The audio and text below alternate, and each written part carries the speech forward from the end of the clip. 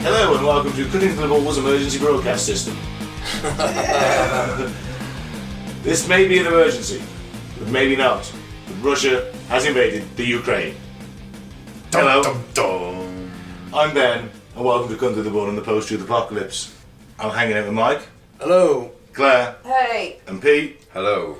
We were going to do something else this week, and obviously the events of the last few days have unfolded upon us, and there's a real escalation of things in the Ukraine and Russia situation. Russia has launched a full-on ground invasion. Brown pants time. It's definitely brown trouser time. Every able-bodied male in Europe, aged 18 to 40, is looking rather nervously at the Russian frontier. Yeah. Especially anybody that's ex-forces. Yes. Oh, fuck's sake. Anybody that lives on the planet is shitting themselves Yeah. because But also- if it goes nuclear, we're all fucked. That's it. We could be looking at the very real possibility of a World War III in Europe, depending on how the situation escalates or de-escalates. And the end of life as we know Did it. none of us mention the fact that Vladimir Putin could have actually been a potential candidate last week? Of the Antichrist. Yeah. You know why his name never came up? Well, I'm surprised. Why? It's only this week I thought maybe he's the fucking Antichrist. Know how things change, eh? Yeah. I'll have to make an amendment to last week's episode. Yeah, just a little add-on. We'll just quickly thank some new and returning listeners, then we'll crack straight into it. Oklahoma City in Oklahoma, Chechnya in Czech Republic, Curitiba in Brazil, Frankfurt am Main, Germany, St. Petersburg in the Russian Federation. Well, you can stop listening. What? Only joking. Well, no. we know not everyone supports his No, stupidity. Of course. There's a lot of Russians that Let's don't. hope you're not one of them, hey? I'm only joking, it's okay. There's also a little bit of a play with, we're taking the Champions League final and the Eurovision off Russia. Oh. I'm sure that'll alert 'em. And the Formula One. And the Formula One.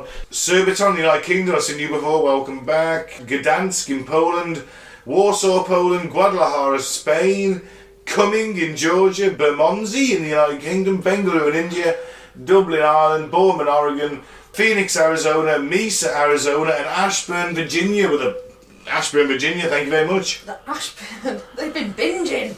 That's a Bloody binge. hell. It's a binge. We What won't the say. fuck? They haven't been to sleep for a week. They're just haunted by our voices now, 24/7. What's gone on there then? Someone's done a lot of speed. Maybe. But thank you very much, it's Thank all you. appreciated. Or maybe he's told his friends and he's told his friends and he's told his friends and all the people in that little area, they all listen to In it that one week. Boardman, Oregon, And they're going around saying Ashburn, like, Virginia. Ashburn, Right. Virginia. they're going around doing impressions of us, saying English stuff. Like Boston. You want to hear these bloody Brits we've been listening to? Well, I'm going to say that this Everything's week. Boston. I'm just going to say that this week it's been colder than a witch's tit. I've used that saying at least 4 times this past week. Bring Right. it back. I am. Thank you very much for listening. Let's crack on. I've got to go back in time a little bit to begin this tale. A story about NATO-Russia relations. Once upon a time. Once upon a time. Now, obviously NATO was formed in the late 40s, early 50s to combat the threat of the Soviet Union in the Eastern Bloc and the Warsaw Pact, which was formed against NATO, and it was all the Eastern European countries basically told they had no choice and they were going to join the Warsaw Pact because they're all part of the USSR. NATO was formed out of the nations that kind of defeated Nazi Germany, including West Germany itself, and the US. It was the biggest contributor to NATO. And for sort of 50, 60 years, we had this lovely little Cold War stalemate where nothing really happened and both armed camps just kind of sat there and looked at other, fighting proxy wars, admittedly. When we say nothing really happened, we almost came to nuclear war a few times. Cuban Well, Missile Crisis. that was more the Americans and the Russians rather than NATO as a whole. Okay. The Eastern Front, between that point, the European Front. Yeah, but as we're allied to them, and the whole NATO thing is if one gets attacked, they'll all get attacked. Yeah, I know. We'll be dragged into it anyway. Yes, so. I know, but I'm just saying that the European Front, Yeah. no one invaded each other for a bit. Russia didn't invade the West. So the end of the Cold War was a turning point in Europe's history, and from 1991 NATO began to work hard to establish a strategic partnership with Russia. However, in March 2014, Russia illegally annexed Crimea. It's a bit to say NATO began work to establish a strategic partnership with Russia. They don't want Russia in NATO. Well, There's no actually, you point in say them. that, They but just I want to be listened to friends. the podcast I shared in the group, who was talking to the Assistant Deputy Secretary of NATO, who sat at a table with Putin and had in various interviews with Putin, literally said that some of the Russian generals are like, hey, we might join. Yeah. That would've Putin been- said, well, how would you go about joining to this man personally? I'll have his name for you in a bit. It's in my book. I didn't get my page out. Yeah, it was the Deputy Assistant Secretary General of NATO, a guy called Jamie Shea. Okay. Sounds dodgy to me, he does. Yeah, and he basically said, yeah, there was talks about NATO, maybe Russia doing stuff with us, maybe even joining one day. Remember, they'd been together in Kosovo, they'd done peacekeeping, not the peacekeeping they're claiming to do now, the peacekeeping that, they were doing in Kosovo, and they worked together. It was only after 2010, when NATO was, actually attacking people, and we did the Libya thing, that he started to Syria, lose. because they were allied with Syria, weren't they? And Libya, remember? Yeah. Because that was a NATO operation, technically. Not just it was predominantly US, UK, but it was a NATO operation. Yeah, but was Russia allied with Libya? No, but Putin basically No, didn't... but Russia and Syria go way Let back. me finish what I'm saying. Go on then. Putin didn't like the fact that NATO was only wasn't just a defence force nowadays, and it was actively attacking people. There you go, that's what I was going to say. I thought he'd like that. No, because it wasn't him doing the attacking. Anyway, 1994, Russia became the first country to join NATO's Partnership for Peace programme, which is a programme of practical bilateral cooperation with NATO and partner countries. And the Brussels Summit Declaration of 1994 defined the goals of it as expanding and intensifying political and military cooperation in Europe, increasing stability, diminishing threats to peace, and building strengthened security Well, relationships. that sounds good. That's good.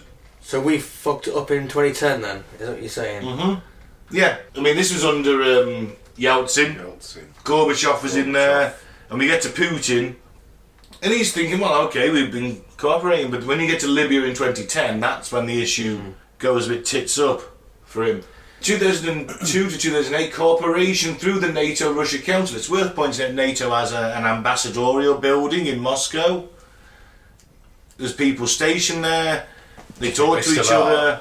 They are, well, they were. If they're still there right now, I don't know. But at this moment, I don't know, I think a few years ago we dispelled diplomats, didn't we? And they did as well. well, I don't know, because that guy on the podcast said that they were there. But that's the best way to say it, they were stationed there. There was communication, Yeah. open channels. Things were cooperating nicely. Russia's military action in Georgia in 2008 led to the suspension of formal meetings of the NATO-Russia Council and cooperation in some areas. Okay, well that came before 2010. Yes, this is Russian aggression. Yeah, Putin doesn't care about Russian aggression, he only cares about NATO aggression. yeah. That's exactly what I said, though, wasn't it? It wasn't him doing it. That was his issue with it when NATO were doing it. It wasn't his aggression, so he doesn't like it, does he?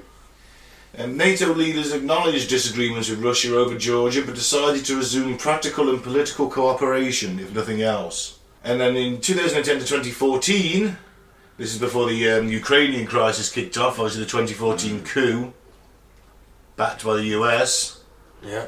During the Lisbon summit in November 2010, NATO leaders and President Dmitry Medvedev... This is actually weirdly when Putin wasn't in charge. Because you know that constitutionally you can only do 2 terms. Right. Then his mate, Medvedev, steps in and does a term, and then Putin runs. Yeah. They basically rotate between President and Prime Minister, between them. That's dodgy. Dodgy as fucking. Yeah, it's kept him in power for donkeys. Yeah. But Putin was really unhappy with him over this because he agreed to cooperate with NATO. Ah. He was like, yeah, okay, we'll have a new stage of cooperation towards a truly strategic partnership based on the goals and principles of the NATO-Russia Founding Act and the NATO-Russia-Rome Declaration. And the alliance invited Russia to explore the potential for expanded cooperation on missile defence. Quite pally there. Yeah. And then it goes tits up in 2010.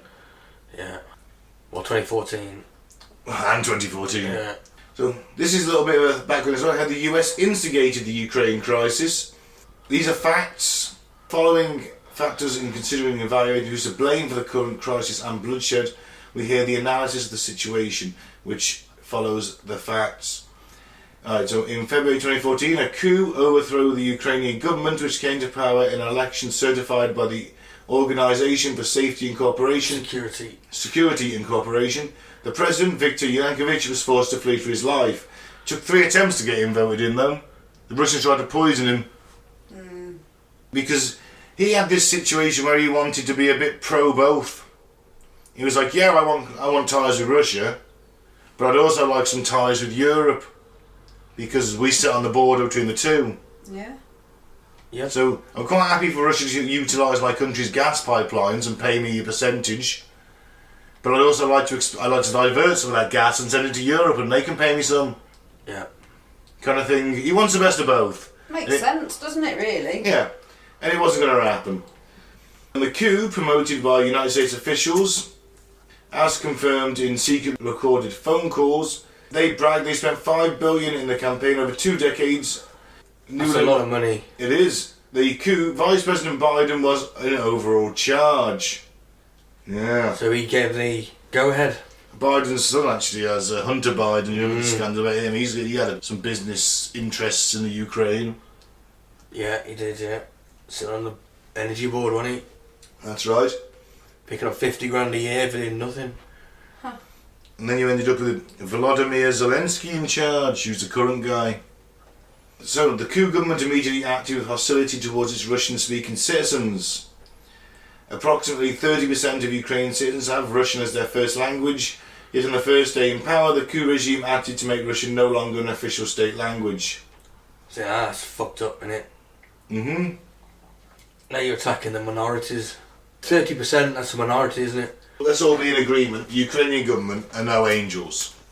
They are towards the more, let's not say far-right or neo-Nazi as Putin calls them, but they're like a conservative party on steroids.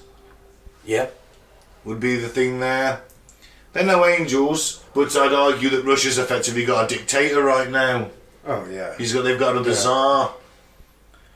Well, he's a little bit Hitler-like, isn't he? Let's face it, in the way he is. I know he's not quite done the atrocities Hitler has done yet. I don't think we can compare to Hitler yet. No, but he's acting like Hitler. Do you mean the taking of territory? He's acting like Hitler acted at the very beginning when Hitler was rising to power. We're going to get Austria back. We're going to get the Sudetenland, Alsace and Lorraine. Well, that was how he started, wasn't it? And then it went. And then obviously Poland, because Germany used to have Poland, didn't it? And that was the final straw for the Brits. Well, that was it, and that's what I mean. This just, to me, my personal opinion, is a bit like that. Really is. We've all known he's been a bit of a nutter for years, haven't we? Let's face it. Well, the ironic thing is that he says that. He bitches about NATO being on the western border, but then he acts aggressively and more countries ask to join because they're worried about Russian aggression, and then he moans about NATO expanding to the east. Well, there was a verbal agreement. Yeah, it's a verbal agreement. The US Foreign Secretary says that wasn't even on the table, wasn't discussed. No, it wasn't discussed because they didn't think the Soviet Union was going to collapse at that point. They still had 1991, they collapsed as we speak. Yeah, but they still had the Warsaw Pact as other countries in that. Ukraine had gone at this point, Germany's gone at this point. Yeah, but Lithuania, Estonia, and that haven't. But they're small countries. They want to be our friends.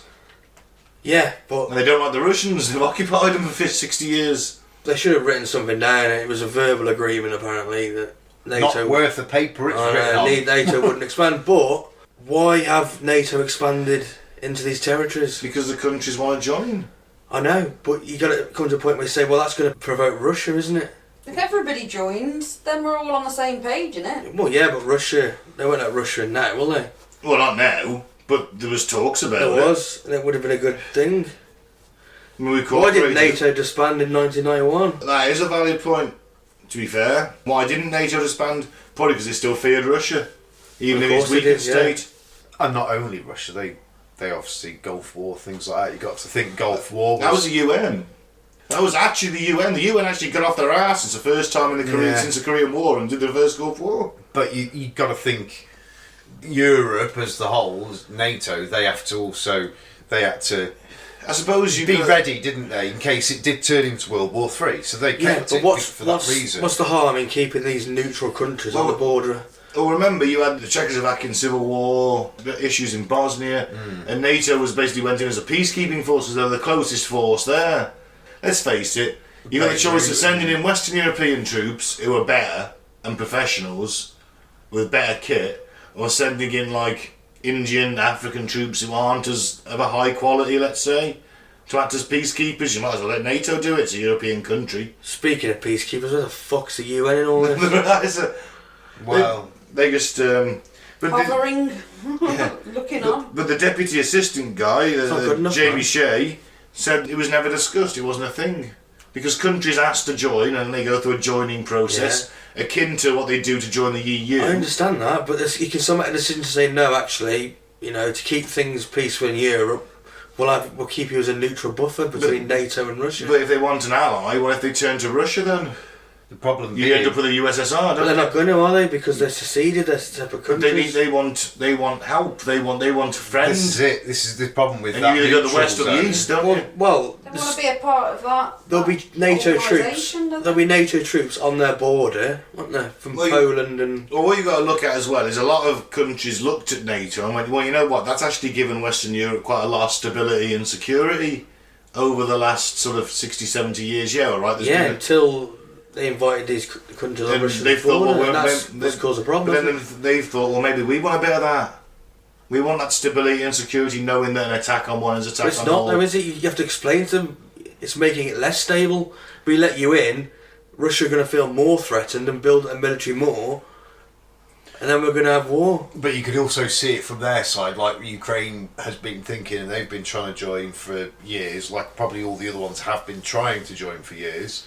They've probably been thinking, well, if we're not with you, We might be Here into. again. It's then, difficult. no, then obviously we're susceptible to Yeah. Russia, like Yeah. what's happening Yeah, now. it's a And then the difficult problem situation, is, isn't if it? they're not with NATO, NATO can't join in.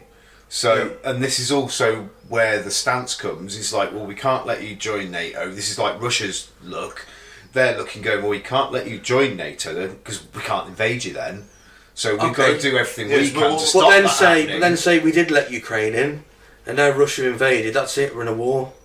Yeah, But they would have invaded. never But they invaded. wouldn't have invaded if it was part of NATO. Yeah, well, That- they may that's- still have. That's what you like No. to think, No, anyway. They're not a part of NATO at the moment, and they've still gone in. No, that. Yeah, they're saying Because if they're part of NATO, he wouldn't Yeah, have if gone they in. were, if we had have said He might yes, not you have. can join NATO, chances of Vladimir Putin doing what he's done now probably slim to shit. He Yeah. wouldn't have done it knowing that if he does attack Ukraine, the whole of NATO, he's attacking NATO. 3 That's the million point. troops compared to 1 million troops. And it's just. Outnumbered in planes. Yeah. Yeah, but you know the Chinese are going to get on the board of the Russians. But aren't they? even then, Maybe, but They've got the BRICS Or- agreement, haven't they? Or they look at Taiwan and go, you know what? Well, we'll divert America's attention and attack in the Far East.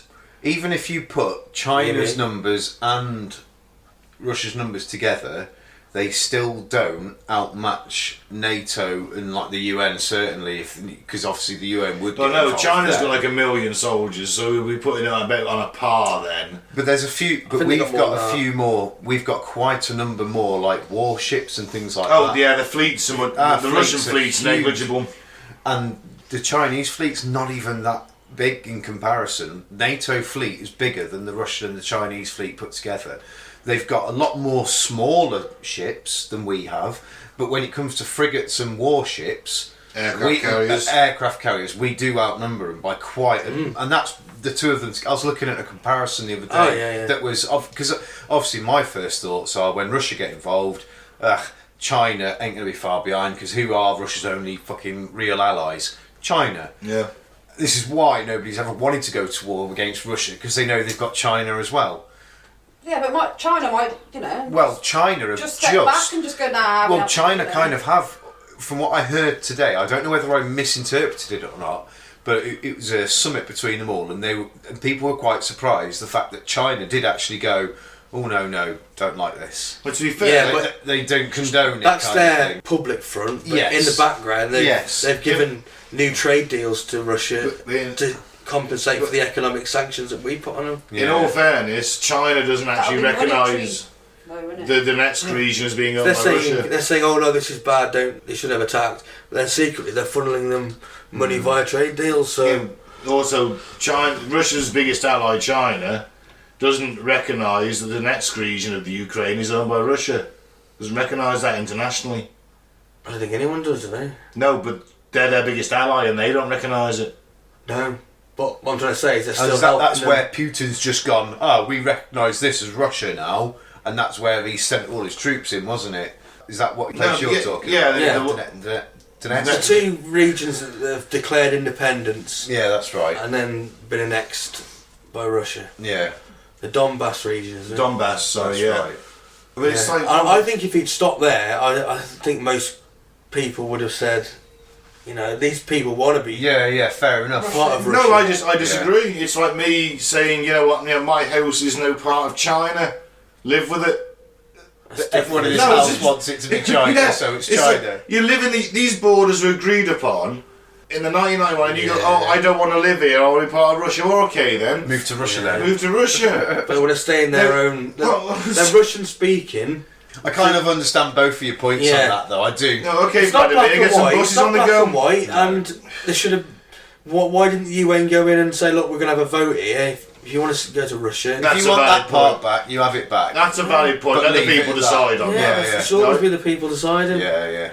Do a proper No. diplomatic vote. At that point, you're like, okay, well, they want to be part of Russia. I don't agree with the way it's been done, but to prevent any hostilities, we'll just leave it at that. But then you're Now he's appeasing- invaded Ukraine. They don't want to be part of Russia, No, they don't.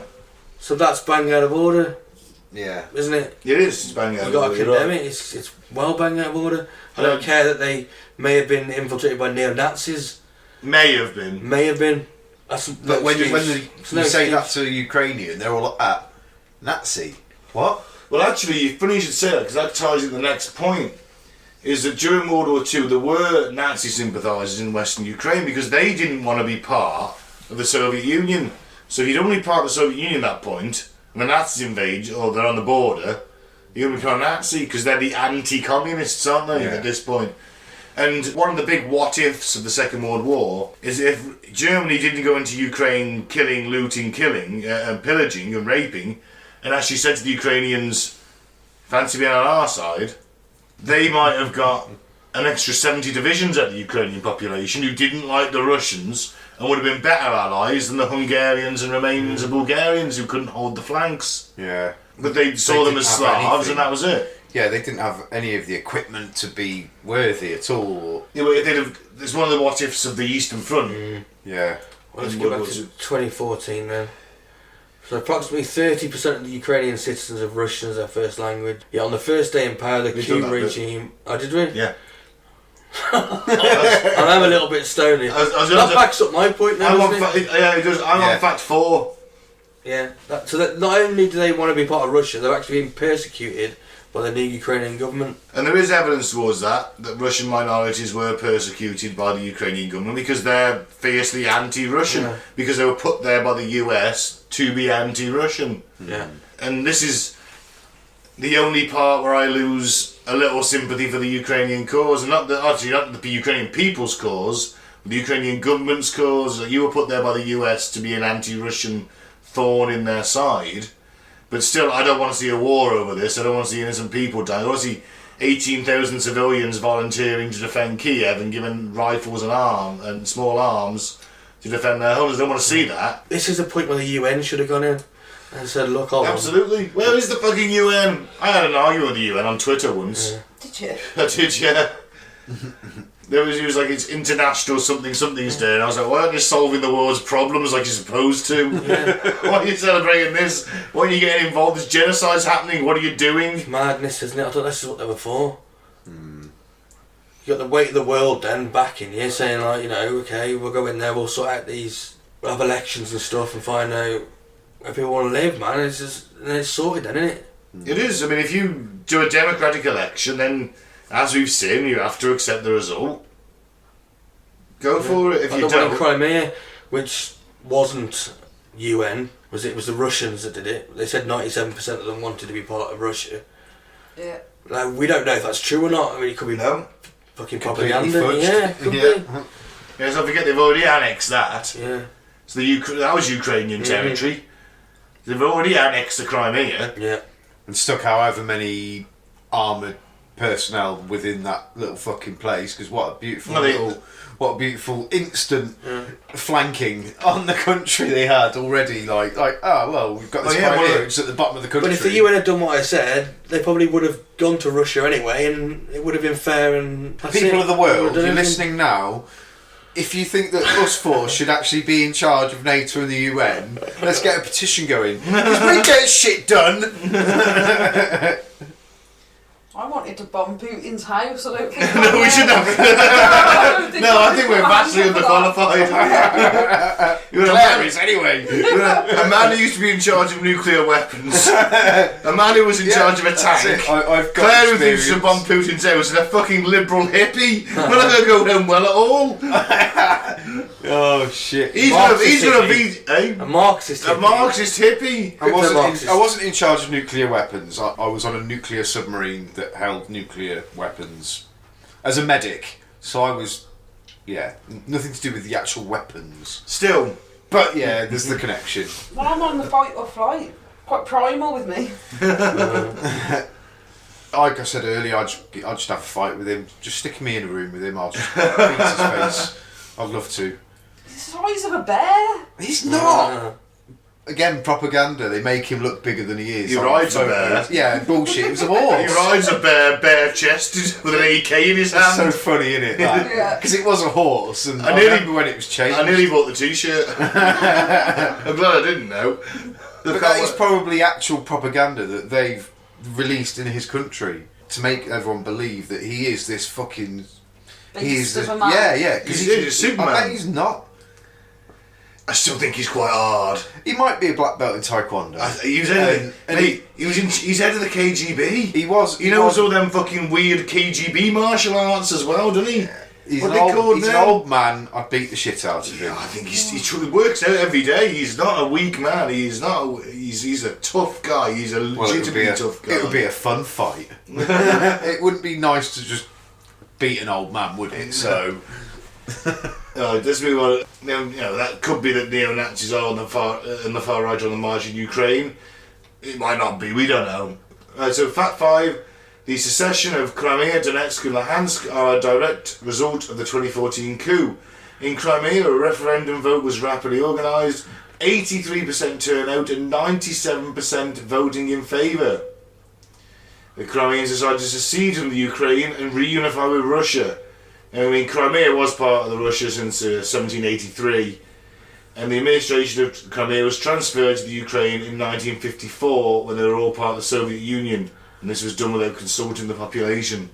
That was a bit shady then as well, wasn't it?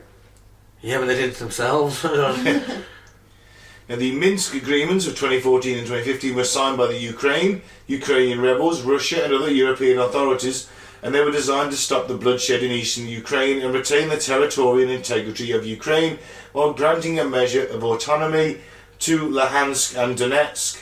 This is not abnormal. There are 17 autonomous zones in Europe, and these agreements were later rebuffed by the Kiev government and Washington. Ukrainian militias have escalated their attacks in the Donbass region, and the US and other NATO countries have been pouring weapons into Ukraine. So Putin believes the Ukrainians, Belarusians and Russians are one people bound by a shared history and culture. He does speech to this effect. He's also aware they become separate states recognised in international law and by Russian governments as well. And at the same time he questions the historical formation of the modern Ukrainian state, which he says was the tragic product of decisions by former Russian leaders Vladimir Lenin, Joseph Stalin and Nikita Khrushchev, and he also questions the sovereignty and distinctive nationness of Ukraine. While he promotes national identity in Russia, he denigrates the growing sense of nationness in the Ukraine. And this is true. Ukrainian national identity under the Russians was suppressed for years. Putin indicates that Ukraine, by its very nature, ought to be friendly, not hostile to Russia, but he sees its current government as illegitimate, aggressively nationalist and even fascist. The condition for peaceful relations between states, he repeatedly says, is that they do not threaten the security of other states, yet it's clear from the invasion he presents the greatest threat to the Ukraine. Yeah. Putin sees Ukraine as an existential threat to Russia, believing that if it enters NATO, offensive weaponry will be placed closer to the Russian border, as is already being done in Romania and Poland. It's possible to interpret Putin's statements about the historical genesis of the Ukrainian state as self-serving, and a way of saying, we created them, we can take it back. But I believe he may instead have been making a forceful appeal to Ukraine and the West, this is the guy who's writing the article, to recognise the security interests of Russia and provide guarantees there will be no further moves by NATO towards Russia and into the Ukraine. However, and ironically, his recent actions have driven the Ukrainians more tightly into the arms of the West. That's right. Yeah. Of course it is. Invading people tend to do that. Yeah. But we stood up the hornet's nest by the 2014 coup. We did. We did. Messing in fucking democracies again. That's what we do the best, innit? But there's still no excuse to invade a bunch of people who... No. But we shouldn't have done that in the first place. I'm condemning both things. You can condemn both things. The Western position is that the breakaway regions Putin recognised, Donetsk and Luhansk, are integral parts of the Ukraine, and Russia claims the Donbass region, which includes these two provinces, is historically and rightfully part of Russia. And what does history tell us? Well, it tells us that these two provinces are officially part of the Ukraine, and when the USSR disintegrated, the former Soviet Republic boundaries became, under international law, the legal boundaries of the post-Soviet states. And Russia repeatedly recognised those borders, although reluctantly in the case of Crimea. It's since they disintegrated. So I say, well, if you are a Russian living in the Ukraine, I identify as Russian and you're being persecuted, petition the Russian government. Get us out of here. Petition the UN. We want to be independent states. You can do that. Yeah, go. There's that one in Moldova that's trying to. Yeah. Oh man, imagine if Cornwall just goes nuts and just... Yeah, it's possible. They've got a strong nationalist movement. They have. They want to be independent. And Yorkshire. And Yorkshire. And Scotland. And Northern Ireland. Man, this country's disintegrating. I think that's what the trend is. We've lost all those big empires now that Russia are trying to reclaim. Yeah. They've all disintegrated, haven't they? We've lost our empire, they all become independent, and then you see countries breaking down even further, like Yugoslavia, they went to Serbia and Montenegro, and then Serbia separately from Montenegro. Now that's even disintegrated now, isn't it? And North Macedonia breaking free of that. And you got the North Macedonia, what's the other one? The former Yugoslav Republic? Macedonia, yeah. Macedonia. I think that's the way things are going. I think that's the way... Because historically, we're from tribes, aren't we? We live in little tribes, don't we? I guess not you're right. Big tribes of 1 billion people. Yeah. It's not natural, is it? No. In a way, it's almost like society's expanded so much, you've lost all contact with each other, but secretly we're yearning to shrink back down to smaller, tighter communities. Globalisation's failed, hasn't it? Something biological in this, maybe. That's an interesting point. What's the point of a number shipping? of people that could be looked after within like a unit or a We pod. ship carrots up from South Africa. We can grow them here. What are we doing? It's a shame because I always liked the idea of one world. Yeah, but you can't because it's the pollution, isn't it? It's causing all this mass transit around the world for goods. I was like, one global government, I always liked the idea of that. Being one planet or unified. I'm all about the species, you see. You as the leader. Maybe. Yeah, God but I think Emperor. the smaller states is better because also more locally you get more saying what. I mean, you can happens, still import and trade and shit, obviously. I mean, import, export, trade. If you're a minority in a big country, then you're going to get no say whatsoever. But say you've got your own land, well, you can do what you want, can't you? That's what I'm all about. People should be able to live where they want to, and nobody should say otherwise, like Tibet, things like that. Free Tibet. Yeah. Yeah. I'm down for global. I like to think that you should be able to live where you want, personally. That's my thing. If I want to go and live somewhere, I should be able to go and do it. That's my thing. Yeah, I agree. But when one raises the fraught question of what lands belong to people, a whole can of worms is opened. I mean, the Donbass has historically been inhabited by Russians, Ukrainian, Jews and others. And it was in the Soviet and post-Soviet times, largely Russian ethnically and linguistically, when in 2014 the Maidan Revolution in Kiev moved the country towards a Western Ukrainian nationalist threatened to limit the use of the Russian language in parts of Ukraine. Discussed that earlier when they got persecuted, yeah. That led to a bit of a scrap, and after months of fighting between Ukrainian forces and pro-Russian rebel forces and Russian troops in different uniforms, but let's not talk about that, because that was happening. Russian troops were fighting there, they were just in different uniforms. Regular Russian forces moved in from Russia in 2014, and a war began that lasted 8 years with thousands killed and wounded. So why was Russia's recognition of Donetsk and the Luhansk People's Republics as independent and such a pivotal event in the conflict? Well, he recognises them as independent states and thinks they're Russians, so he wants them. And then thinks, well, whilst I'm getting them, I'll have the rest of Ukraine as well. Yep, so that's the history, that's the background. What can the West do now? There's your question. At the moment, it's just It's sanctions, fucking isn't it? sanction them. It's stupid. It is stupid. It's pointless. They need to fucking help the poor buggers. What would you suggest then? Sending troops in, British troops? No, just proper. I don't know. Armaments. We're doing that as well. Yeah, but not enough. Not quick enough. Not soon enough. We should have. As soon as they started moving on the borders like they were doing the past couple of weeks, they should have been shipping shitloads of our tanks out I there. should imagine they've done a bit of that. Well, haven't let's they? hope You know, they have. They have had a bit. Yeah, of... this is maybe As we why- speak, they're holding out, aren't they? Maybe this is Kiev? why Ukraine are giving them a bit of a better fight than they Yeah. thought they would get, because We've also had British troops in Ukraine doing training missions. well, this is it. Yeah, training them specifically in insurgency tactics. You know, like the stuff we've just had used against us for 20 years in Iraq and Afghanistan. Yeah. We're quite good at that now, Yeah. and we're good at stopping it. And if you're good at stopping it, you're good at making it. Well, they've sent them loads of They sent them anti-tank weapons, Yeah, anti-aircraft weapons, 30,000 javelins, stingers, Milans, anything that can take a tank or an aircraft. They sent them because Ukraine has virtually no tank force and not much of an air force. It's got some, but not a lot. Although So one you of need to its, redress the balance, don't you? apparently one of its fighter ace pilots. Oh, we're going to get to him. Don't talk about him yet. Okay. Got to get to him yet. Yeah, I saw something like that earlier. So Yeah. So, what can the West now offer Ukraine more than a mixture of prayers, sanctions, and diplomatic demarches? Is that right? Demarche? I never heard it. Demarche? I Demarche? swear they're just making words up. Throughout this conflict, Western intelligence has shown it's been able to predict Putin's next step, but less capable of stopping it.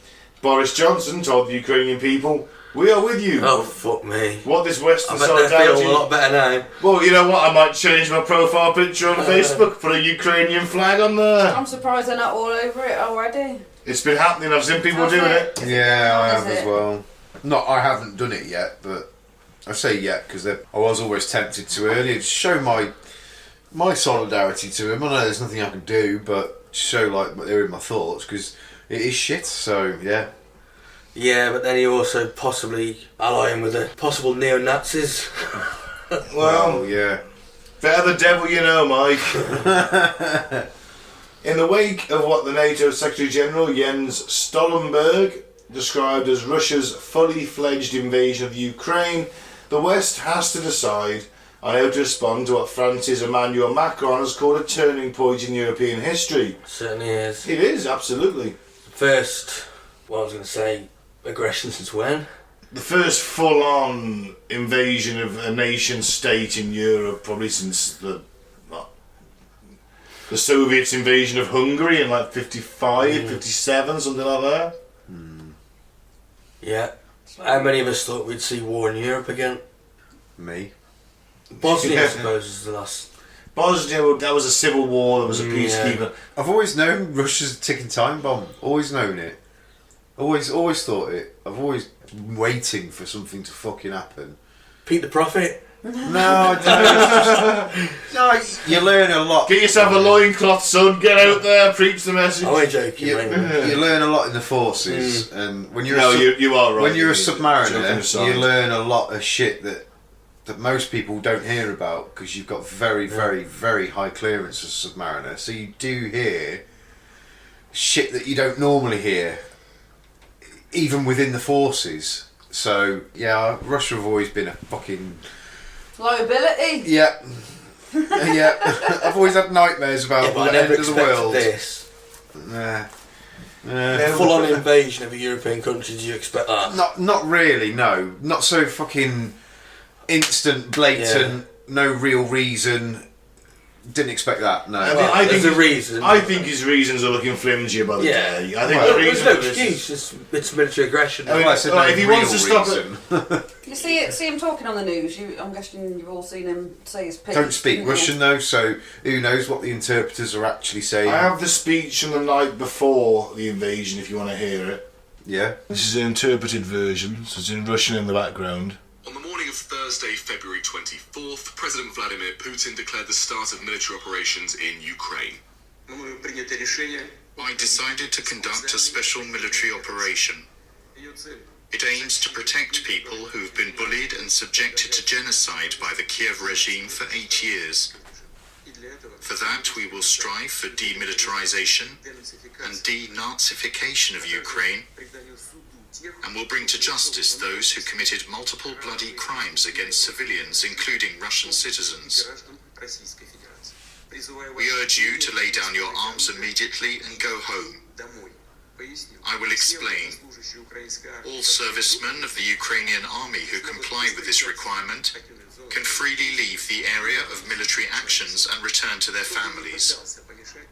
Whoever would try to stop us and further create threats to our country, to our people, should know that Russia's response will be immediate and lead you to such consequences that you have never faced in your history.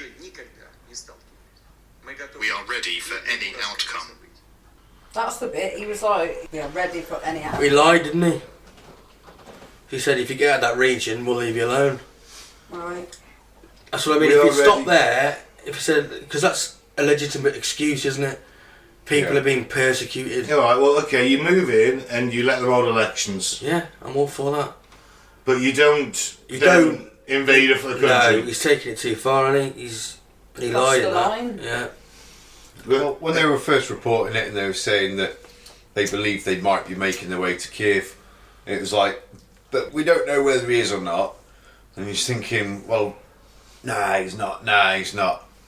Then a few hours later, he's like, yeah, he is. Yeah. he I was like, is, fuck, isn't he he? is. Fuck. What's he doing? When they took that airbase just north of it, or Yeah. tried to take it anyway. I don't know. I think they eventually did take it. I believe. Yeah, they haven't had it as It easy took as them, we it think. took them a good day and a half to get it, though. They've didn't been it? slowed down immensely by the Ukrainian resistance, which has been very tough and very determined, even though outnumbered, outgunned, out-tanked. Would you want to come up against the Klitschko brothers? No, I wouldn't. And I can't remember his name now. The Ukrainian heavyweight boxing champ. There's another one. He's gone back home to fight.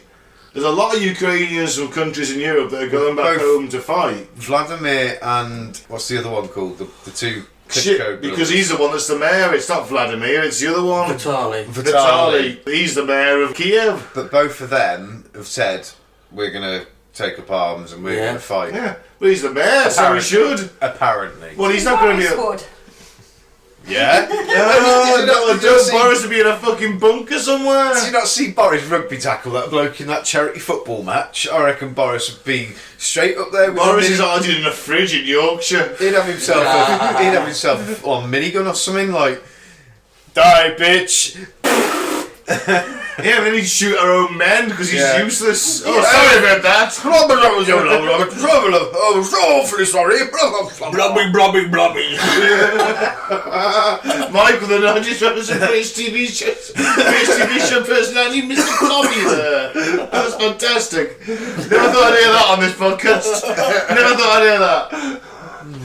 Now, the 30-nation NATO alliance will stick to its pledge it will never send forces to protect Ukraine as a non-member. Instead, the West will test Russia's resolve through tough sanctions and by some countries providing arms if there is resistance, and that's what's happened. Poland sent in a massive, or Poland, as in acting behalf of NATO, sent in a massive arrow shipment last night into the Ukraine. And so NATO is giving them weapons. Now, apparently, though, Putin sits on a $600 billion, which is a £450 billion war chest, and will benefit from oil prices soaring past $100 a Yeah, barrel. this is a problem as well. Yeah. For the West now, rely on Russian gas and oil. Yeah, that makes him My less. prices have just gone up already, Yeah. haven't They they? have 160 a fucking litre now, I think, for diesel. I'm not sure, someone said at work. That makes him less dependent on the West to raise capital than 5 years ago, and such is his dominance of the Russian media, the chances of international internal protests pressurising, let alone toppling the 69-year-old president, look minimal. The oligarchs may complain if sanctions are placed upon them, but Putin is in too deep to retreat now. And like I said, China have come in and helped him on that front. I don't think he needs any help. I think, as far as like monetary term goes, I think he's been planning this for donkeys. He's made sure he knew straight away. The oligarchs keep him in power.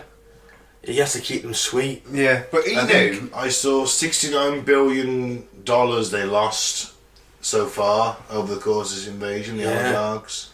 Now they get pissed off, they want him out, won't they? But he knew well enough before this invasion that military assistance wasn't going to happen for Ukraine, but they'll get their monies cut off, this, that and the other. So he's bound to have fucking made some little hoard. He's got $600 Exactly. billion war chest. Exactly. At the So- minute, he's paying the oligarchs. It's when that money runs out. But quite a big war chest. But like I said, if this deal with China has gone through and then that'll help alleviate that Yeah. a bit. Yeah. Yeah. One London-based diplomat said this week, after viewing Russia's televised and national security meetings, said that we used to talk about Putin's inner circle. No, there is no inner circle, there is only Putin. He's the fucking czar of this place now. He's got dirt on them all, he was head of the KGB, So- he knows all their secrets. As Tsar, Tsar is basically king, isn't it? Yeah. Caesar Right. is what it So, translates to. would you say he's king of the north? No, I'd say he's the king of the East. But Yeah. I was wondering, like, if he was king of the north, because Russia is the northern It's part of that yeah, but- central part. Of Okay, the, alright. Yeah. But it's still very east. I go It's back- not very north, though, King is of the it? Northeast. King of the Northeast, there you go. Oh yeah, man. What's above Russia? The Arctic Circle. There's a nobody. So he's the most northern kind of power. Yeah, but he's more eastern as well. All I go back is to last week's biblical terms: King of the North, the Antichrist, blah blah blah. Yeah, the apocalypse is all brought. Is Putin the along. Antichrist? There you go. But it's all brought along by the King of the North, apparently, according to the Bible. Apparently, the only thing that will change Russian public opinion is the mothers of Russia seeing the body bags, and I think this is where the Ukrainians might score a win. Yeah, because they have, from what we hear, I've heard 1,000 at the moment. there's been a few more deaths 1,000 of Russian the deaths, Russians yeah. than there has of the Ukrainians. We're up Apparently. I've been doing my research as we've gone along today, and it's anywhere from 450 to 1,000 dead, and that number goes up if the Ukrainian claims about shooting down 2 transport aircraft full of paratroopers are correct. That number goes a bit. So if you say that, let's say there's 800 dead, jump a number in the middle, and then you go times 3 wounded at least. I mean, we don't know Ukrainian casualties, we don't. They could be massively high, but they've got a population raised to fever pitch, haven't they? This is our home, and there's nothing more dangerous than a free man defending his home. His home, yeah. Apparently, according to figures that I'm looking at now, there's around 200 known Ukrainian deaths. Can't actually see the Russians at the minute, so. But yeah, Well, both me and Ben found 1,000, didn't we? So Yeah, I've seen anywhere from 450 to 1,000 at the highest limit. But obviously that number can vary if the transport plane claims are true.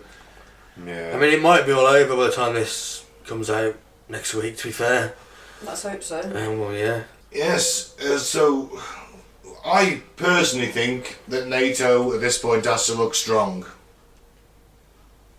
Yeah. And whether that's supplying them and to start some kind of partial mobilisation of forces to... I'd imagine that we're in 24 hours notice anyway. The rapid reaction forces in this country, which is, I think, the Desert Rats. I think it's the 7th Armoured. the Rapid Reaction Force along with the Paras and the Gurkhas and the Marines. We've got to be dead careful. The Kill one Americans- Russian and then it's war. The innit? Americans have a similar thing. I'd imagine every single NATO country's on 24 hours notice, to be fair. I only know about the British Army. Oh, it's 5th Airborne Brigade, isn't it? It's 5th Airborne. So you've got Paras, Gurkhas... Marines. No, there's no airborne out to the Marines. No, but they'll be stationed out within waters. They'll be on Northern Front. They'll be in waters pretty close, I'd Yeah. imagine. So let's move forward a little bit. This is the thing that most worried me about this whole conflict. It was not the whole like, oh shit, Russia's invading Ukraine. I remembered what was in the Ukraine. A very dangerous place that's in the Ukraine. Somewhere that has the potential to wipe us all out, if left unchecked. Chernobyl, Yes. which they've already seized, from what I gather. Yes, it has been seized, and it terrified me. I'm like, I just wanted to say about the UN. oh right, so let's do the UN. See what the UN have been doing. Well, the UN, Mike, on Wednesday night, UN diplomats gathered to condemn Russia as an emergency meeting. One chaired by Russia, funnily enough, this month's presidents of the UN Security Council. It symbolises a degree to which the UN has become utterly compromised. But there may have been one diplomatic voice in New York that disturbed the West the most. That of the Chinese envoy. In his brief remarks, he remained studiously on the fence, looking at Mike, who sit on the fence so long he's got splinters in his backside on this podcast. I'm not on the fence in this one. I definitely condemn Putin what he's done. He refused to condemn Russia, and knowing the West's anguish, may provide it with nothing but opportunities ahead, because now they can go, oh, Taiwan's looking a bit tasty and the West's occupied with the Ukraine. Yeah. I think as well, just a thought that just seeing Biden's face on that there reminded me that I believe he was waiting for Trump to not be in power. Yeah. He wouldn't have done this if Trump was in power. No. Because if Trump was in power, do you know what he'd have said? Fuck the UN.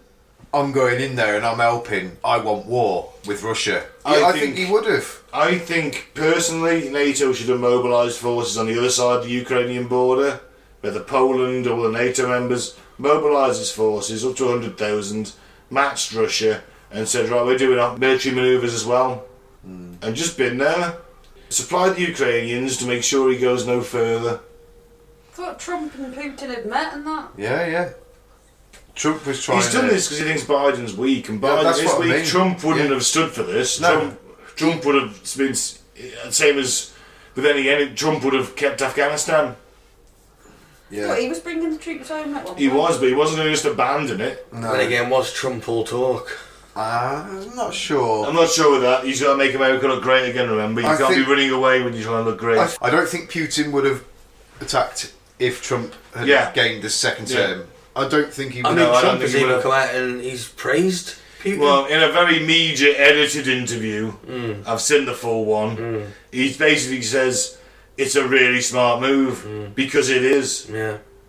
Putin's played the West. He on knows this. that there's no fucking ramifications And he- for him, really. and whether let's disregard how pally they really, really are. No one's gonna know that.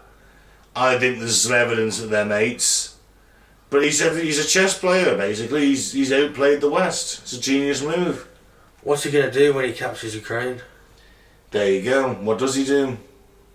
I think Putin. he's just got extra land, hasn't he? Where's he look to next?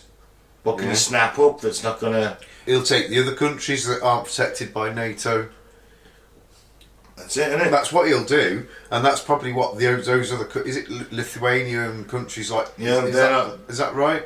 I think so. Yeah. There's a Um, few countries around there that aren't affiliated yet. I think you'll find they'll be asking for quick passes through and saying, please let us join NATO quick. Well, do you know that And I think we'd be silly to say no. the Russians basically threatened Finland and Sweden, who aren't members, and said, because they're having a bit of a debate at the minute, those two countries, quite intensely, thinking, well, shit, Especially Finland. especially Finland, although my money's still on the Finns. Oh shit, the White Death, man. He was, first Russian-Finnish war, the White Death, I can't remember his name now, fuck me. 600 sniper kills. Legend. Anyway, my money's on the Finns. And Molotov cocktails. And Molotov cocktails. Wow, you see what they've been doing with their That's wives. it. Yeah, all the women have been making Molotov cocktails, haven't they? Yeah. What, in Ukraine? Yeah. They've all got cheese graters with polystyrene, and they put the cheese grating polystyrene into the bottles, adding the petrol, and they're just making a stack of Molotovs because they're like, well, there's nothing else we can do. We need to protect our homes if we need to. Cool. Absolutely. Chernobyl terrified me. I was like, shit, Chernobyl's in the Ukraine. That gets damaged. That's going to kill us all. That fucking concrete dome gets damaged. Starts leaking out again. Well, it turns out it has exceeded control levels in multiple areas after being seized by Russia. Well, that says the Ukraine, but it is a possibility tanks may have disturbed radioactive dust which has been buried. But still, that's not good. There's been a gamma spike, basically. Data from automated systems monitoring the exclusion zone show gamma radiation levels more than 20 times those seen days earlier, analysts said. Won't it have an effect on the troops going through there? Probably. But imagine they're in full NBC kit and tanks are battened down, I'd imagine. It depends, though, how big the radiation, how much radiation there is in the first place. Depends how long they're going to be there. Yeah, but 20 times more than what it was, it could have been 0.1 of a fucking nanometer. You know what I mean? It could be such a small amount previous. Still, 20 times could still be. Still, you don't want to see Chernobyl spiking. No, definitely not. Because is it that? Or has like a rocket hit the dome? Is it leaking? Let's hope not. But you'd think if that was the case, he's not stupid, he'd get it fixed. Yeah, but is this some? What I think is this some kind of bargaining chip for him? He now holds the one place. He hasn't got to nuke us. He just let Chernobyl leak. It's going to kill us all anyway. Just slower. Including his own people. But so as is the well? nuking. If he launches nukes, then we're going to launch nukes. That's the way it goes, isn't it? It's mutually assured destruction. This is like a fuck you. But he wants Ukraine, doesn't he? He doesn't want it irradiated. No, but it's still a bargaining chip in his hand, isn't it? I own this. This could kill us all. Let's just hope our anti-nuclear defences work. You know what I mean? Well, Star Wars. Well, we do have weapons that will take out nukes before they... Well, true, hit us. but it's not exact science, is it? They're not 100% effective. They've not exactly been tested exactly. Well, Iron Dome worked pretty So well. much, yeah. That was still, what, 80-something? 90, actually, I think it was in the 90s, Iron Dome. So if the Israelis have got that, then you'd argue the West's got a little bit better. Or at least to that equivalent. But when the Stason's coming at you... That's it. Even Dr. Manhattan couldn't stop them all from Watchmen. Too many? 20,000 potentially? Well, let's go to the next one. But it is nuclear war. That's where this potentially escalates to. 20,000 bombs coming towards Europe. Russia has 20,000 nuclear warheads, give or take. America has slightly more, about 21, 22. Britain's got around 200 to 300. France, about 60 to 100. They're the only nuclear powers in NATO. So we do have more than them, but... The danger is that we use them, is that it escalates. So let's say, first place the American troops, let's say America reinforces Europe and sends in, like, I don't know, 100,000 soldiers to, they're going to land at Ramstein Air Base in Germany, more than anything. Their biggest base in Europe, that is now. What if the Russians took that out with a tactical nuke? What's America going to do? They're going to retaliate with a nuclear strike, aren't they? It might be a low-level one, but the problem is the West doesn't have tactical nukes anymore. We have city-killing nukes. We don't have battlefield nukes like the Russians have. So we end up destroying a city, and the Russians escalate, and we go escalate, and then all of a sudden, the bombers are flying, and the missiles are flying, and we've all got 4 minutes to get to wherever we need to go to, or most likely kiss our arse goodbye, strip naked, squeak from a bottle of whiskey, and scream at the sky. Sounds more like it. while furiously masturbating, because fuck it, you might as well come as you go. I think I'd just hug my kids, to be honest. That's what I'd be doing. Don't worry, because you can put a mattress against a window and get some sandbags. Duck and cover. Duck and cover. Do you remember the old British Forces manual, guys? The NBC? Nuclear bottles with chemical. Nuclear blast, you'd be in your suit, obviously, respirator, hooded up, fully enclosed. And you lay down with your head facing away from the direction of the blast, with your arms tucked under you. What? That was before they realised quite how powerful they were. The nuclear weapons are a massive option here, and this is the problem where we escalate. How long is it until both sides agree to stick to conventional warfare? If NATO gets involved, if the West gets involved. Which is probably going to look that way. If we're giving the Ukrainians arms and directly supplying them, then Russia one day is going to start going, you know what, as soon as that convoy hits Ukrainian territory, I'm going to take it out. I think Russia, I think Putin knows he'd be screwed if he, started something nuclear. Well, we can only hope. That's all point of it, mad, isn't it? Yes. Mutual assured destruction. Is there anything that's stopping us? Yeah. Cool fucking acronym though, isn't it? Mad. Summed it up perfectly, doesn't it? Yeah. It's almost like it was meant to be. Yeah. If nuclear weapons hadn't have been invented up to this point, this would have been a war already, I think. Could have been. Because both sides are on equal footing. If NATO would just go, you know what, fuck it. We've got as much shit as them, if not more. We can have this. The thing I worry about is because, we're all, this is all based on how many nukes have I got, how many nukes have you got? Pissing contest. Well, yeah, it's a pissing contest, but it just furthers the need for more nukes, doesn't it? Yeah. Yeah. Which Trump pulled out the agreement, didn't he? He did. Non-proliferation. I don't think we should be building any more No. nukes. We should be trying to disarm, and Oh, that's how we Britain's- can all come together. Britain's building more as we speak. We've upped it. We used to have up to 200 weapons, roughly. About 200, and now we're on about increasing to 300. Crisis world's fucked, isn't it? The nukes don't take us out, the climate crisis will. Who's got nukes? Let's go through the list. So you got America, Russia, Britain, France, India, Pakistan. India, Pakistan, North Korea, Canada and South Africa. And South Africa got rid of them. Did they? Nelson Mandela didn't want them. Nelson, free Nelson Mandela. Alright then, Israel potentially. North Korea, potentially. Now North Korea have definitely got atomic warheads. China. China. I always forget China, don't know why. That little Australia. place. No, No. They've not got any. no. It's still quite a select club. Although Australia are getting nuclear powered attack subs, so whether or not that'll lead on to them having nuclear weapons or not is a different matter. We sold them some of our old ones, the Americans have sold them some of their old ones. Alright, so yeah, nuclear war is it's the fucker, innit? It's the It's gonna kill us apocalypse. all, and there's no bunkers. Move to Not for Australia, didn't it? slubs, isn't it? According to my Tony from Albania at work, he says that Albania's got enough room for everyone in their bunkers. There's still bunkers everywhere in Albania. To Albania!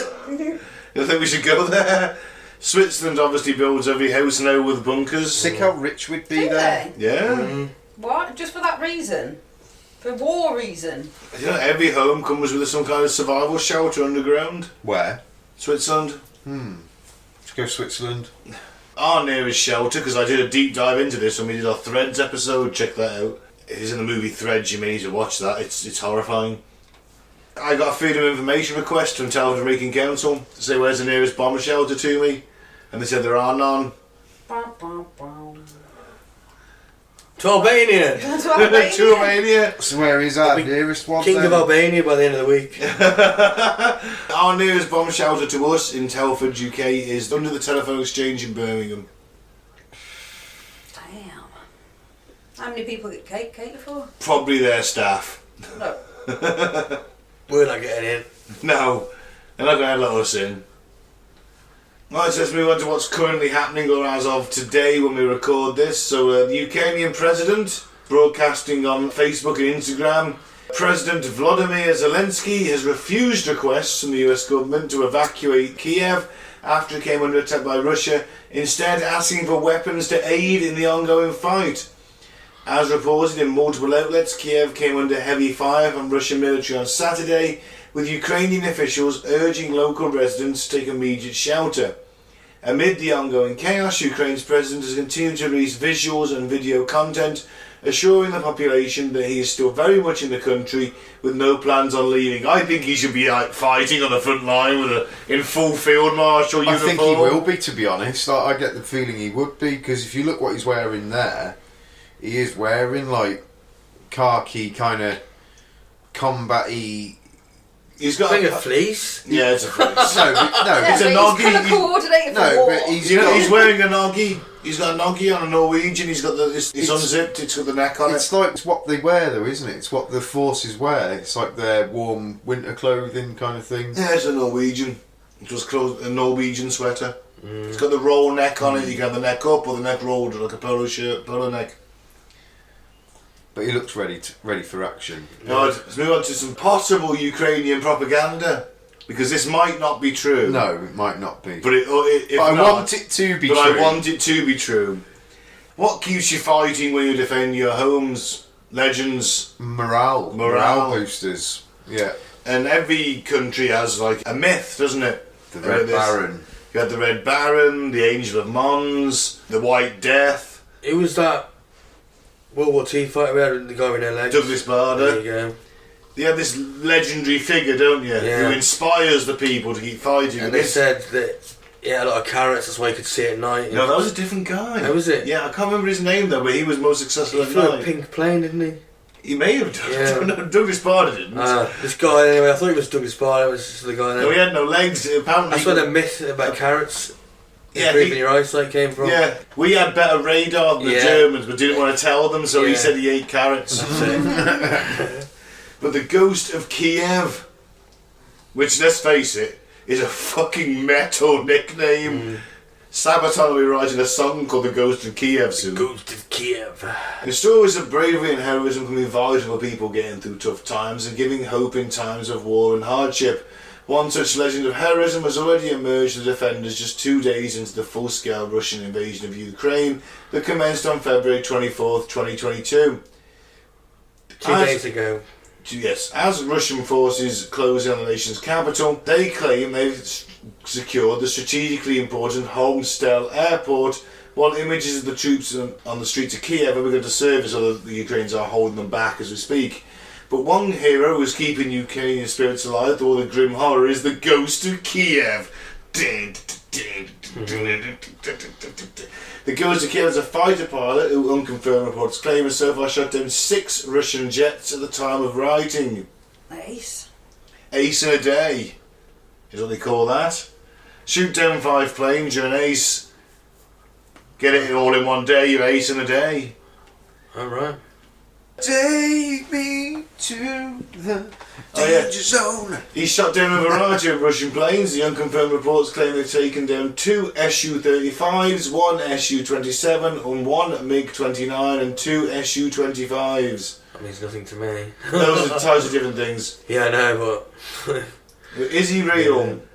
That's the question. That's what people are questioning at the moment, because they can't really... They're going to tell people who this guy is, because then the Russians could take his family out. Yeah. Well, his family might have jumped ship and gone to Poland. I think wouldn't it they? might be propaganda. It might be, but it's not fucking cool, is it? It's Maverick. It's the Ukrainian Maverick, but he's Ghost of Kiev. Fucking awesome.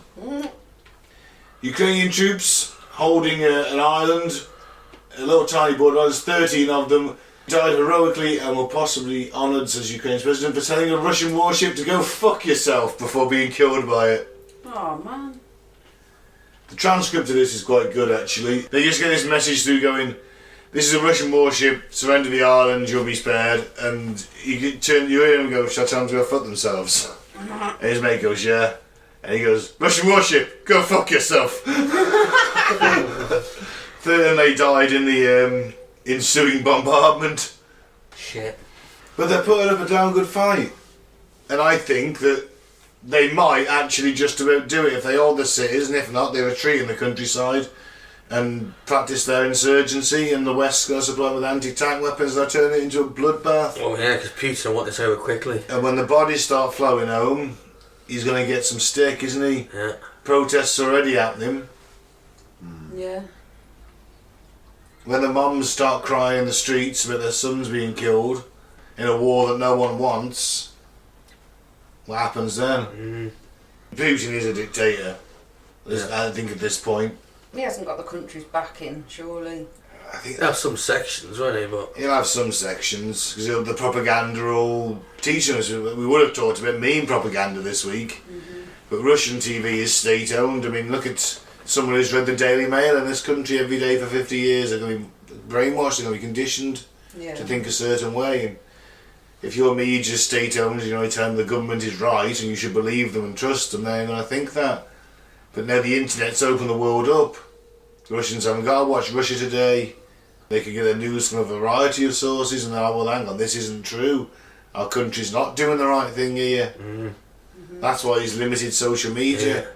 But soon they can't hide the bodies coming home. no, he's gone too far. And what happens? Crossed the line, hasn't he? And in theory, surely you'd end up with a more liberal Russian government after the extremist one.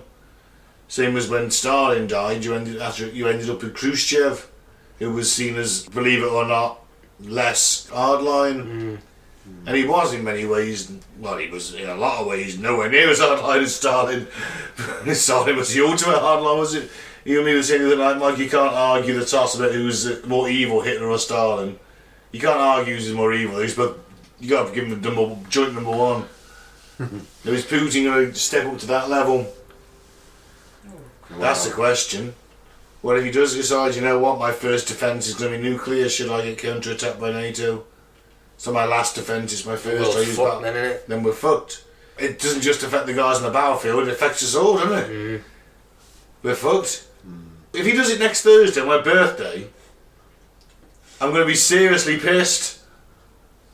Well, I'm seriously pissed, in the drunk sense, but still. But do you think if we hadn't have caused that coup in 2014, this would have all been avoided? No, I don't. Because those regions were always considered themselves Russian. And whether or not they... Yeah, but they weren't being persecuted before 2014. They get that nationalist swell at some point. It may not happen this year, it might not have happened in another 5 years, but I think eventually, yeah. If they consider themselves... You don't know about that, that's just speculation. It is speculation, but you've got no evidence to say it wouldn't either. It's no, but I've got evidence to say that it did happen. The coup happened, yeah, and that government came in and did it, yes. And it's but some population... direct correlation is there to then him invading Ukraine. But I'm just saying it wouldn't have happened, maybe it wouldn't have happened so soon. It would have always happened. I don't know that it would have happened. That's my point. I think it might have, but anyway. Well, I think it's a big point. You can't just say, but anyway, and just forget about it. No, I think it probably would have happened at some point if they considered themselves ethnically Russian. And what about, sooner or later they'd have got that urge. And what about the neo-Nazis that we stirred up? Potentially stirred up neo-Nazis. Well, there's evidence that they're in the military. Potentially, yes. So if we hadn't have started meddling in the first place... No, and that's the point. And this is also... We've been sat here and we've been very critical of Putin and Russia. Of course, rightly so. Yeah. Rightly so. I think we're all in agreement there, are we? Yeah. Yeah. Yep. Well, I think at the same time we can hold... We've got to hold our hands up at some... say, look, we shouldn't have meddled either. We probably shouldn't have meddled, but let's face it, also... Iraq, 2003... Yeah. We got no moral high ground on this. We don't have a moral high ground because Russia could just turn around and say, well, what about Iraq? Yeah. But at the same time, we have to try and rebalance our moral scales. It's almost an impossibility, isn't it? Of course it is. But if helping the Ukrainian is the right thing to do, we should defend their homes at the end of the day. Yeah. So it boils down to, nothing's more powerful than a free man defending his home with an AK and 600 rounds of ammunition. Yeah, so that's where I stand on it. Condemn Putin for what he's done, but also recognise that we may have instigated it. Yeah, I will agree with that. We shouldn't have got involved in their elections because that's not fair. But this is too far. It's endangering the safety of the human race and the planet. Yeah. It's invading a sovereign It has the potential to kill us all and it's not on. Surely the UN has to send some kind of message to Russia saying, look, You just can't invade other countries. You know, we're all about a united planet and different countries. God, you can't just invade. What happened to like Iraq and Kuwait? Same thing, isn't it? Yeah, and us in Iraq. No, us in Iraq was just lies. You know, in the first Gulf War, you know, Iraq invaded Kuwait out the blue. They invaded another sovereign country. There was a lot of lies on about that as well, about the babies in the incubators. There was. But who's to say we're not going to get that soon? Mm. Is everyone suitably terrified, or are we... Yeah, a little bit. It's on my mind, I must admit. You know, it's like, well... You know, we had a Macca's the other day, and it was like, let's go to my last Macca's. Fucking hell. I only have one a month. So this could be our last podcast, guys. No, we'll keep broadcasting through the apocalypse. It's a vow we've made. Even if we're sat here slightly mutated, even if no one's listening, we'll still do it. There's no one listening now. Loads of people listening. I love it. Well, I don't love it. It's terrible. I won't be sat here with like 3 arms. No one wants that. Although if I can go to the pub and meet a 3-titted woman, that'd probably make my life. Worthwhile. Having 3 arms would make it easier wanking over a magazine. Especially with your 3 cocks you got now. Who wanks over magazines, Pete? Yeah, I know, obviously. All I have to do now is hold my iPad. Yeah, I know. Right, I think is that everything? Anything else to say? Final thoughts, anybody? Final thoughts. Fucking hell. I just hope it just blows over without too much fucking escalation. I have one final Amen to thought. that, yeah. One final thought, and as this is a conspiracy theory show, sometimes I've read a lot of articles over my life on conspiracy theory websites on Facebook that say that Russia is fighting the reptilians in a secret war, unbeknownst to humanity, and has been doing this for many years and has captured alien tech and stuff like that and used it against them.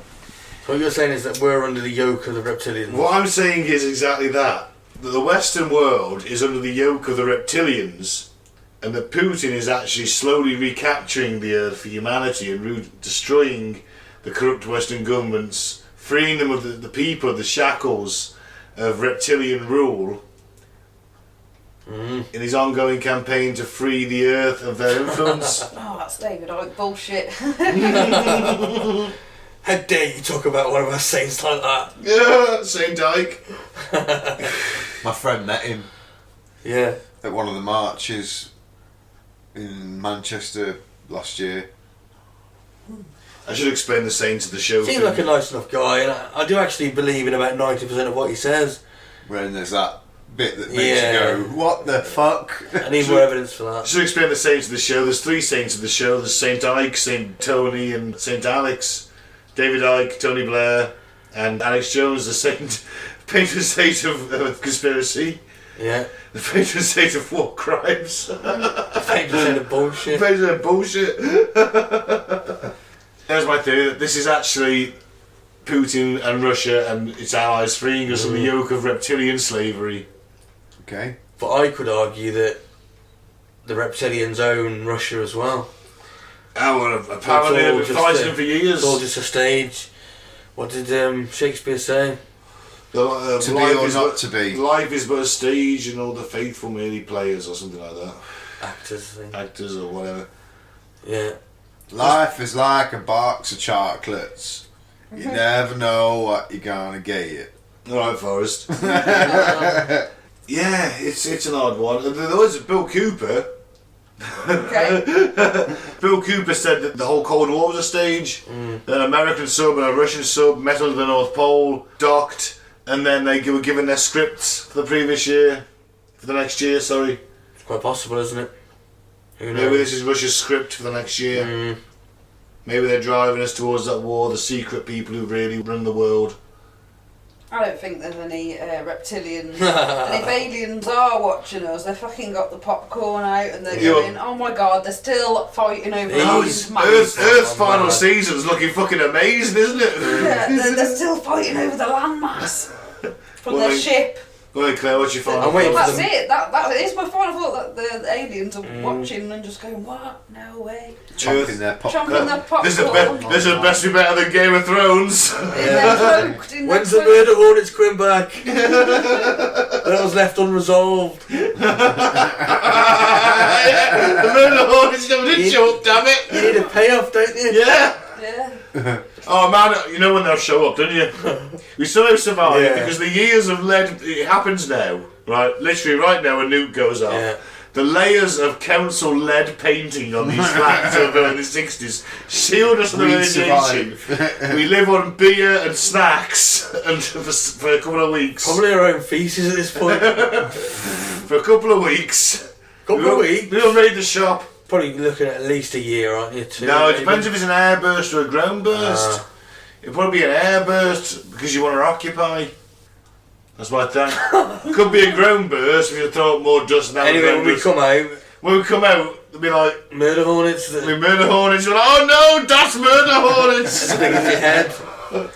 Because for some reason we learned to speak German that time.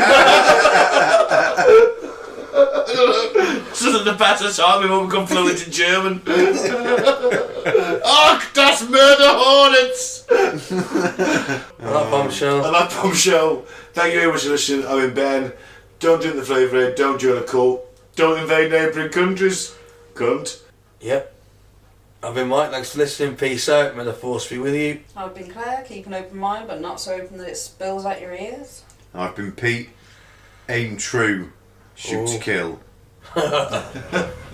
Shoots the chest. Wants the head. Knows a meat triple tap. For life. There's any way to be sure.